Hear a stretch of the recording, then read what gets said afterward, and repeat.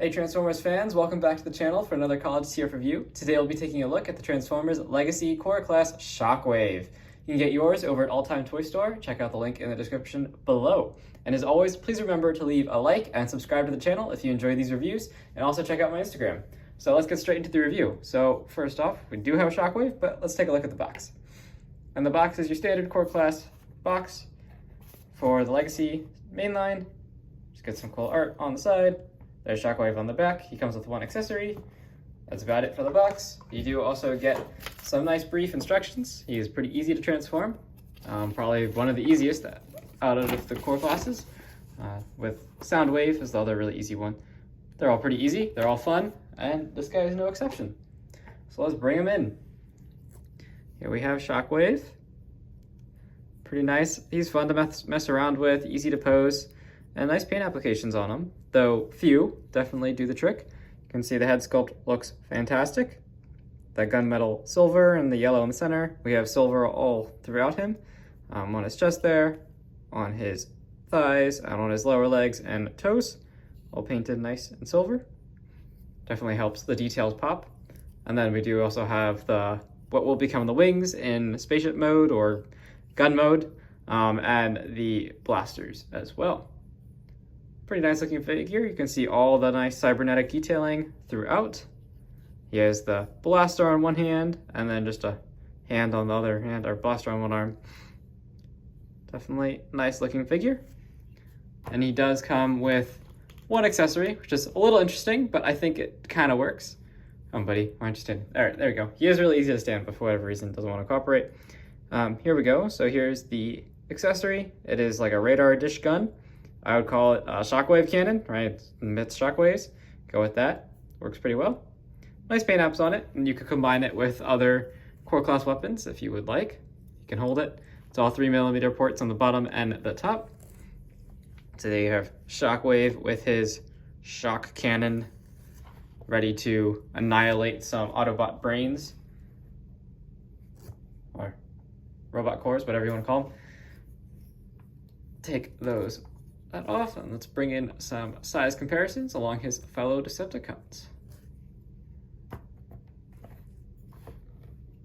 Alrighty, we got Starscream and Megatron. You can see they all stack up nicely in robot mode. Shockwave is just about head-to-head with Megatron there, and Starscream as well. They're all around the same height, as is standard with core class, same price point. So that's what you get. Pretty nice. And they definitely look good together. A nice take on the G1 combination with the War for Cybertron show aesthetic on all three of these. It's fun having, kind of your Earthrise and War for Cybertron mainline figures in a smaller size, and I think this definitely does the trick. So definitely fun figures to mess around with. And I have reviewed both Megatron and Starscream, so check those out as well if you haven't picked up those figures yet. So in terms of articulation, this guy is pretty good for such a small figure. He has nice head articulation, just turns side to side. It's not on a ball joint, just a swivel. Then his shoulders, we actually have quite a bit of dynamic movement due to transformation. So you do have a joint here, which is the transformation joint, so it can go up and down. And then you do also have a ball joint at the shoulder itself. So you can actually get a shoulder, you could shift it all the way down if you wanted to, or shift it all the way up, or anywhere in between to have that dynamic range. And then of course it's ball joint, so you get the full 360 range of motion there, and you can go all the way out to the side.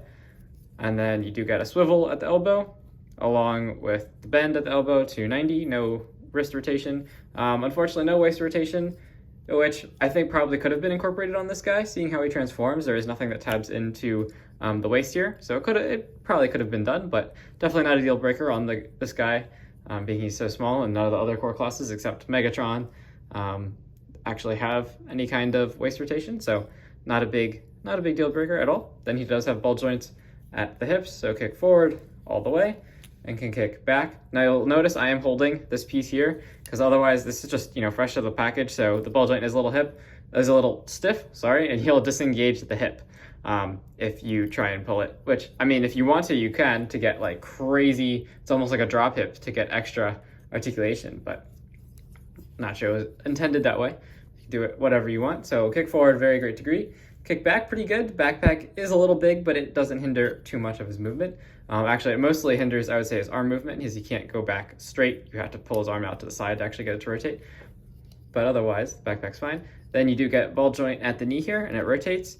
And then you do get way past 90 bend out of it. And you can see this little piece pops up. That's just for transformation. That'll pop out later, kind of automatically pops out when you pull it that far.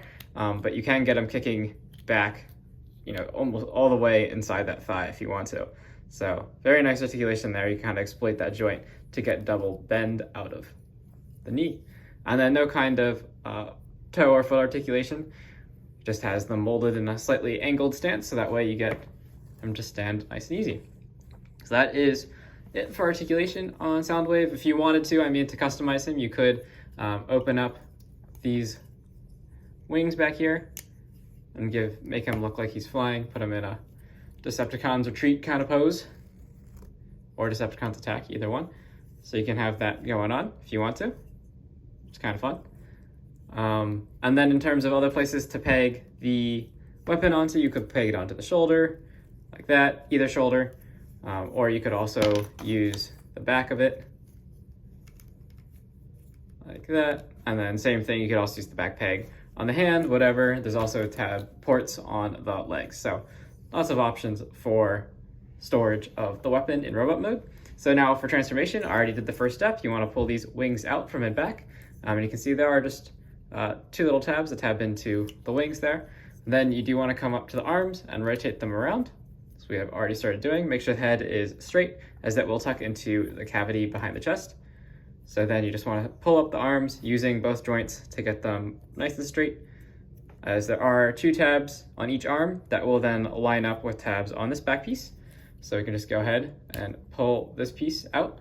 And as you do that, it'll pull up the bridge of the spaceship or satellite or whatever it's supposed to be, and his head will tuck in to that top piece there. And then you just want to line up those tabs on the inside, each side, get them all nice and tight. Works nice and easy. So there you have half the ship done. Then the front half is pretty simple. You want to first disengage that hip joint, pull it down, and straighten out the legs. And then turn them inwards. And then use the full range of that joint. And then there is a little slot there and a slot on the leg. And those just groove together like that. Same thing with the other leg. And you do get a few little tabs and holes on the legs themselves to tab together like that. And you have his spaceship satellite mode. Then you can also take this radar dish thing, a Shockwave cannon, and plug it in. And I think he kind of looks like a satellite in this mode, which I think is actually pretty suitable for a figure named Shockwave. That kind of works. Could be some sort of destructive satellite. Lots of cool detailing on him. Very reminiscent of his War for Cybertron big brother. Same paint apps, pretty straightforward transformation. I'm not a big fan of this alt mode. I much prefer the tank for Shockwave, but this works, I suppose. The cool thing with this mode is it is kind of a hidden gun, a hidden, not so hidden. So if you pull down this piece here, then you can have, this is a 5mm port, and you can have any of your mainline figures wielding Shockwave like a gun, which is his G1 form. So I thought that was a neat touch, and definitely pays homage to Shockwave's original design. You can have it with the radar dish on or with it off. Either way, and you can have him as a gun, which is pretty fun. Definitely a neat little gimmick with Shockwave here. Then for some size comparisons, here is Core Class Soundwave. Just so you can see if Shockwave is a gun, here's Soundwave as boombox. Get our cassette player. You get the gist there. And then just for a spaceship comparison, I guess, with a fighter jet, here is a Seeker Skywarp. See that size comparison? So you can see in surface area, Shockwave is a lot smaller and definitely fits the category of gun, I would say, better than spaceship. Yeah, definitely a fun little figure. I highly recommend the Core Class line. I'm a big fan of all these figures. They're really fun to mess around with, really easy to transform, and really easy to pose. I mean, you can pose them on almost any surface, and they'll hold the pose. It's pretty fun. Definitely recommend them. Check out the link in the description. And as always, thank you for watching, and I'll see you in the next review. Catch you then.